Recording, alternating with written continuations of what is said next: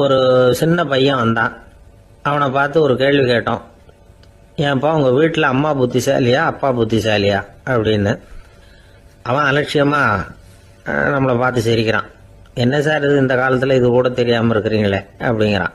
ஒரு சின்ன பையன் நம்மளை பார்த்து இப்படி கேட்டு விட்டானே அப்படின்னு நினைக்கிறப்போ நமக்கு ஒரு மாதிரி ஆகிடும். அதுக்கப்புறம்தான் இந்த தாத்தா பாட்டியெல்லாம் சொல்கிற ஒரு கதை ஞாபகத்துக்கு வந்தது. அது என்ன கதை தெரியுமா? ஒரு ஊரில் ஒரு அம்மாவும் பிள்ளையும் இருந்தாங்களாம். அந்த மகனுக்கு திடீர்னு தேசாந்திரம் போய் வரணும்னு ஆசை வந்துட்டுது.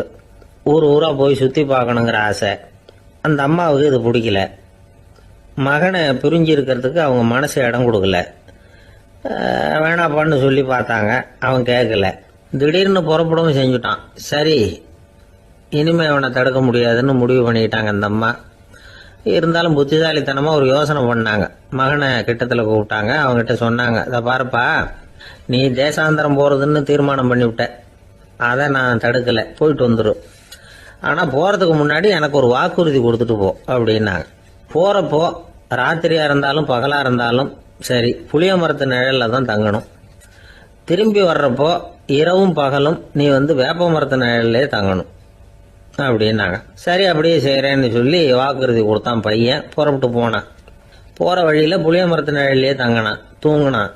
அப்படி போய்கிட்டே இருந்தான். 7வது நாள் அவன் உடம்பு சுகம் இல்லாமல் போயிட்டுது. ரொம்பவும் பலவீனமாயிட்டான். இனிமேல் நடக்க முடியாதுங்கிற நிலைமை வந்துட்டுது. யோசிச்சு பார்த்தான். சரி, இதுக்கு மேலே போக வேண்டாம் அப்படின்னு முடிவு பண்ணிட்டு திரும்பி வர ஆரம்பிச்சுட்டான்.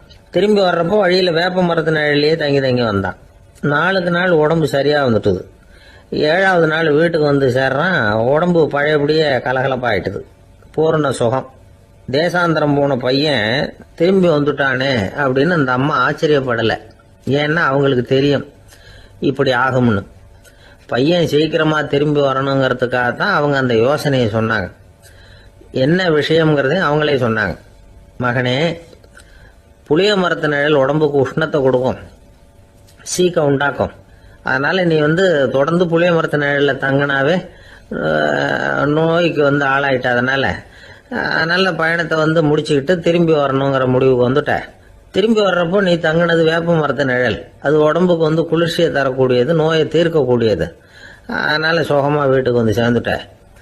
உன்னோட தேசாந்திர பயணத்தை தடுக்கிறதுக்காக தான் இப்படி பண்ணினேன் அப்படின்னாங்களாம் அந்த அம்மா. தென்கட்சி கோ. சாமிநாதன் ஐயா அவர்களின் இன்று ஒரு தகவல் நகைச்சுவை கதைகளை கேட்டு ரசித்தமைக்கு நன்றி.